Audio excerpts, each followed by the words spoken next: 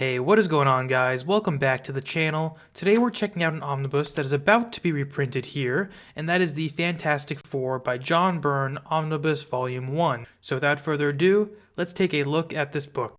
And here is the cover that I went with for this book. Now, this is the original version because this book is getting reprinted this August. If it doesn't get delayed, that's entirely possible. And this cover is going to be available again, and there is another variant cover that was also around the first time. That's sort of more of the family vibe. Both very cool covers. And here is the spine of the book. Now, I imagine for the reprint, they're going to change this. Hopefully, they don't do the small size and little picture thing. Instead, hopefully, they just make it like the Fantastic Four's actual font logo, and then put like a volume 1. Like, that would be great. Either way though, even if they don't do that, the content is king here. And the back of the book so awesomely states, the Fantastic Four has been called the world's greatest comics magazine. The evidence is found in these very pages, and that's very true, which we'll find out here in a second. Alright, so this omnibus collects Marvel Team Up number 61 and 62, Marvel 2-in-1 number 50, Fantastic Four number 209 to 218, 220 to 221, 232 to 260, and annual number 17. It also includes Avengers 233 and Thing number 2. Now, the Fantastic Four is a comic book team that has been around for such a long time that they have had such an array of writers and artists work on the book, and that means there are a lot of great runs and there are a lot of runs that don't personally resonate with me, at least. But this one, I think, for myself and a lot of people, really is one of the top Fantastic Four runs. I really enjoy this one. It is one of the ones that helped me really get into the Fantastic Four. It's one of the older ones that helped me get into the Fantastic Four too. My other introduction was Jonathan Hickman's Fantastic Four, and this is different than that, very different, but this really harps on the family focus in a way that I found even more enjoyable than Hickman's, which he also does that, by the way. There are some dense moments in the beginning of this omnibus because it feels a little dated in ways there, but once we actually get into the start of Byrne's Fantastic Four run, I think that things get a lot smoother, and Byrne really finds the voice and the heart of Marvel's first family quickly. And not to get ahead of myself, but they're also reprinting the second omnibus for this, which is one that I have not had the chance to read yet, but I have read John Byrne's Sensational She-Hulk run, and I know she joins the team in that omnibus. That's when she's a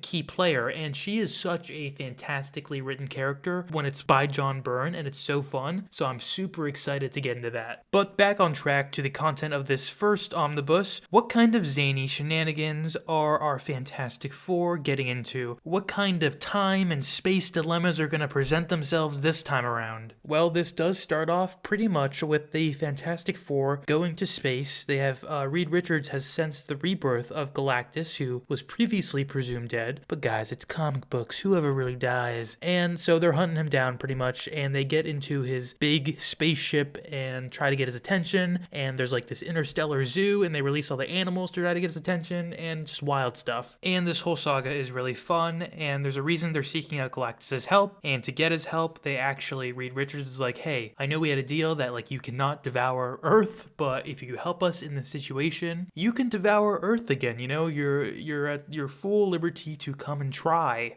being the key word there, to devour Earth. And so Galactus, I mean, that's a pretty appealing offer, so the man accepts. There's some cool first appearances in this book too, like one that I like that I just think is fun. It's not really that special, but it's Herbie, and Herbie's always been cool to me. And then there's also Terrax, one of the new heralds of Galactus. Franklin Richards' powers become active again since they were previously dormant. The possession of Franklin Richards stuff is in here, which has got involvement from the Salem 7, and also, for you WandaVision fans, there's Agatha Harkness stuff involved with that too. And if you're someone like me who finds the negative zone a fascinating aspect of certain Fantastic Four stories, well, that's got a fairly decent involvement in this book. There's a lot of villains they fight from the negative zone, and there's a lot of issues that present themselves from the negative zone. So John Byrne becomes the artist and the writer for this series at issue 232, and then the man goes on to do that for 5 years, which is a long run in the comic book world. I mean, it's not like Claremont level long, but that is insane. And of course, my friends, what is a good Fantastic Four story without